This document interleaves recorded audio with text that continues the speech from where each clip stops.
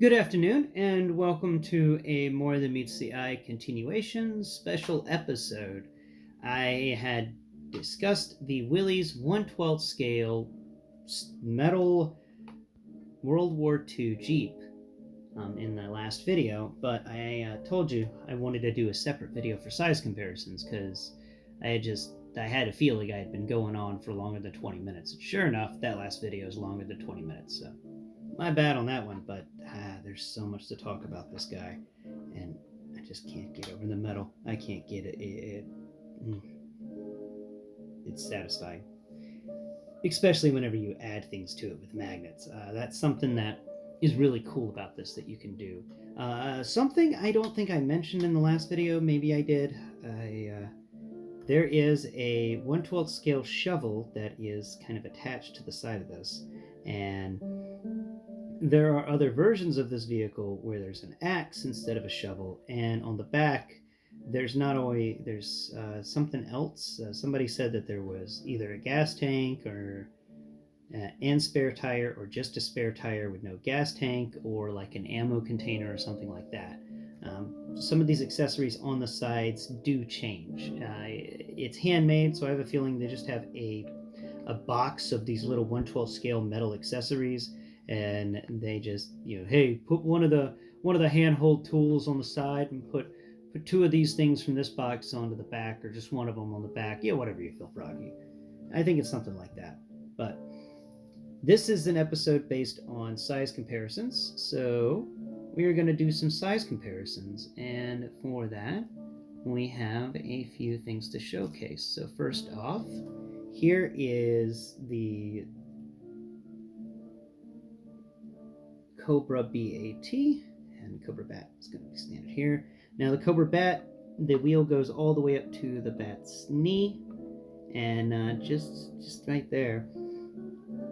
This vehicle is the length of the Cobra B.A.T down, and there you have it. The Cobra B.A.T is as long as the vehicle is from the front bumper to the beginning of the rear tire. And there's him in the back area. Gives you an idea of how the height is whenever a character's sitting there, because Beachhead right here is very close to the height of the bat when they're standing, and Beachhead is very close to the height of the bat whenever he's sitting on the edge of the Jeep. So we're going to set the bat over here off to the side and out of the way. There we go. All right, now let's bring in Bonebreaker from that Marvel Legends X-Men Build-A-Figure series last year that we talked about. I remember I enjoyed collecting those pieces with you and doing the assembly over video. That was a lot of fun. We also have that in the Marvel Legends playlist if you want to check that out. But here we go. The front of Bonebreaker. Let's move him forward just a bit. Okay, so lining the front of his bumper up with the front of that bumper, and the back of Bonebreaker comes midway, just behind the rear seats for this for the Jeep. I mean, not the rear seats, but just behind the front seat of the Jeep.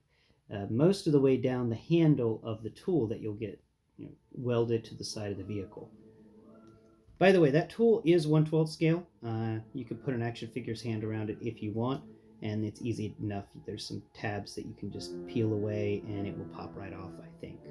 I'm not 100% sure on that, but just an FYI. Also, here's another fun little feature. Let's go ahead and showcase this. Sit you there. That. Yeah. Go ahead and look at them front on front. I think that's cool, but we're actually going to spin him around. And let's remove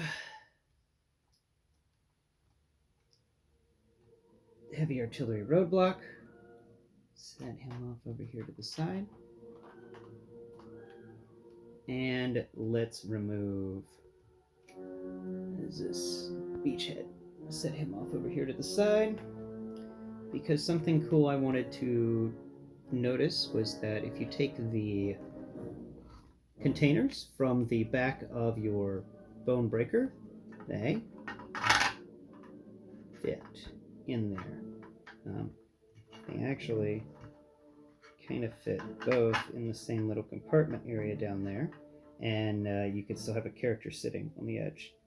Or you can actually twist them around, move this, set the barrel down, because it's going to fit in there pretty well. There we go.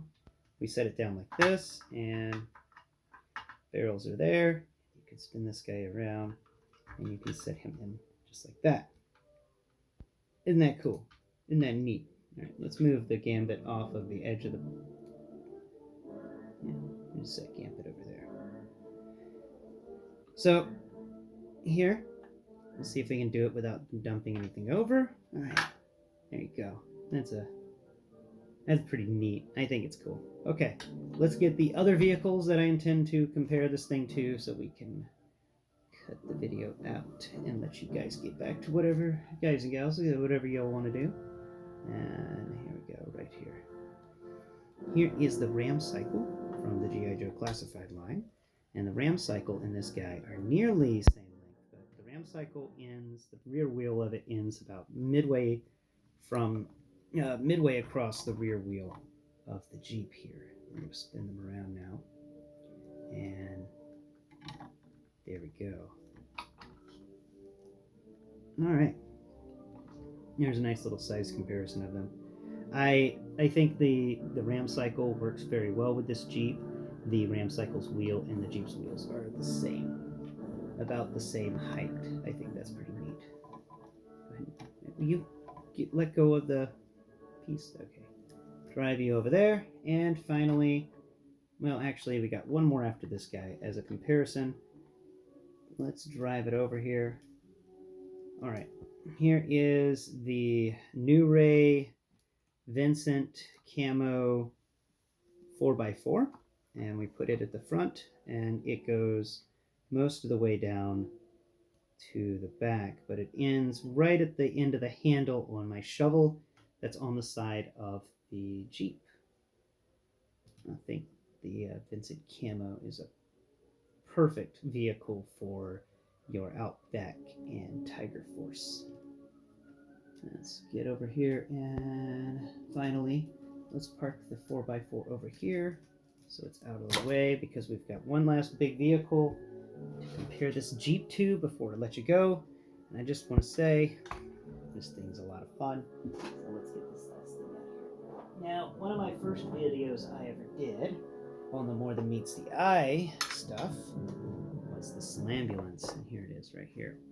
The Slambulance is an excellent vehicle and matches up pretty well with how the Jeep would be.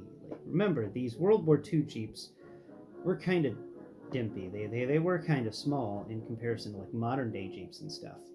But the ambulance goes most of the way. It'll go past the Jeep. The Jeep's rear bumper ends most of the way through the rear. Actually, wait.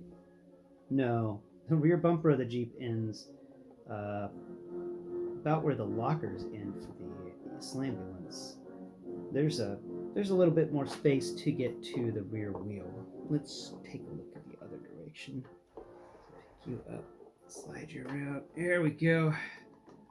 Boom. There's a nice little size comparison of those two. The Jeep is a good military scale Jeep compared to this ambulance. Like, I have ridden in a World War II era Jeep before, and yeah, no, it's not as large as a box ambulance. It's got.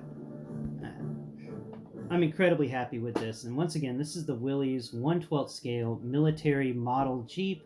Don't go for the RC one. We've been talking about the model one all day long, and so the RC one doesn't have. I don't think will have enough space to actually, get in there and get things done.